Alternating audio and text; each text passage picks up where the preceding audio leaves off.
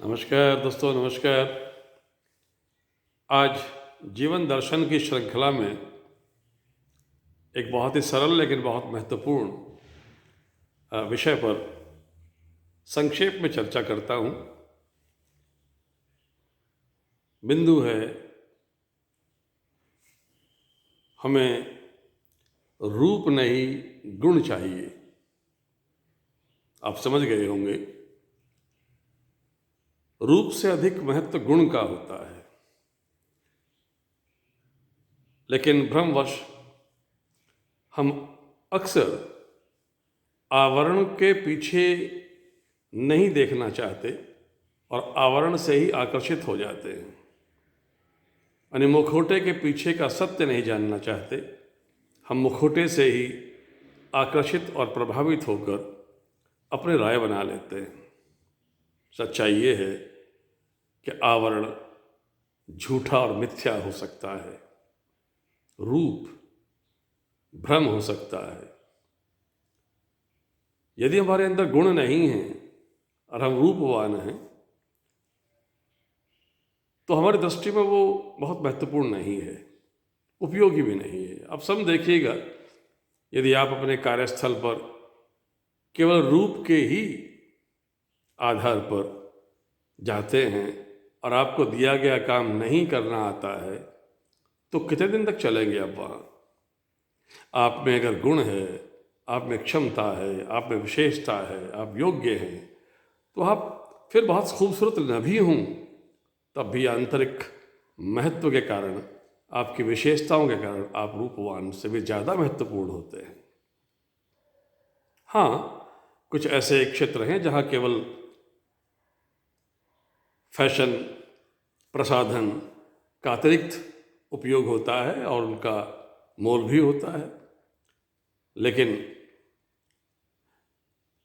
बहुत लंबा नहीं चलता वो भी। आप समझ लीजिएगा कि यदि नाटक और फिल्मों में भी केवल बहुत खूबसूरती है और आप में एक्टिंग करने का गुण नहीं है, तो कब तक चलेंगे आप? फ्लॉप हो जाएंगे। तात्पर्य ये है कि गुण ज़्यादा महत्वपूर्ण है, और पहले समय में तो गुणों का ही आदर होता था। और ये भी कहा जाता था, गुण के गाहक सहस्र जन। गुणों के सहस्त्रों लोग प्रशंसक होते थे, और बिन गुण को न लही, बिना गुणी को कोई बात पे नहीं बैठाता था।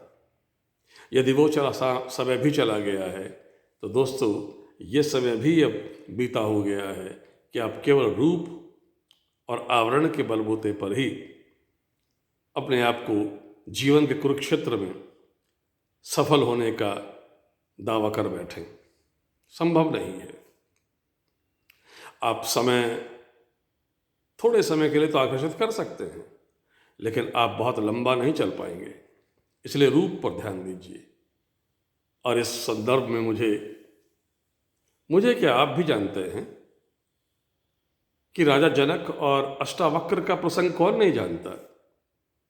अष्टावक्र अपने कुरूपता और 8 जगहों से टेढ़े मेढ़े शरीर के साथ बड़े विद्वान, बहुत परमहंस कोटि के ऋषि,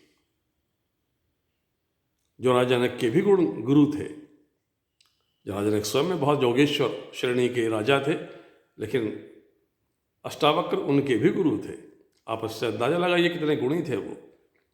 जब वो सभा में जाते हैं तो उनकी टेढ़ी मेढ़ी चाल से जब वो आ रहे होते हैं, तो वहाँ उपस्थित विद्वान उनकी हंसी उड़ाते हैं।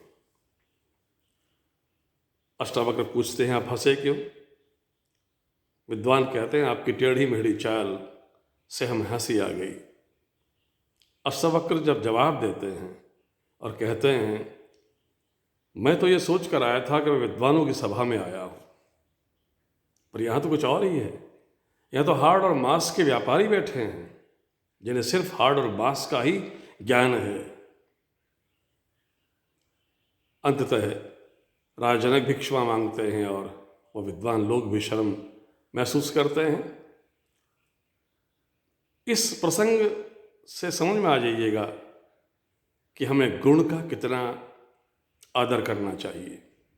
हमें अपने अंदर वो क्षमता पैदा कर लेनी चाहिए कि हम सामने जब भी किसी से मिलें, उसके आवरण के पीछे का सत्य जानने की क्षमता हम में होनी चाहिए, और ये अनुभव से आएगी, आपके अपने अंतस से आएगी।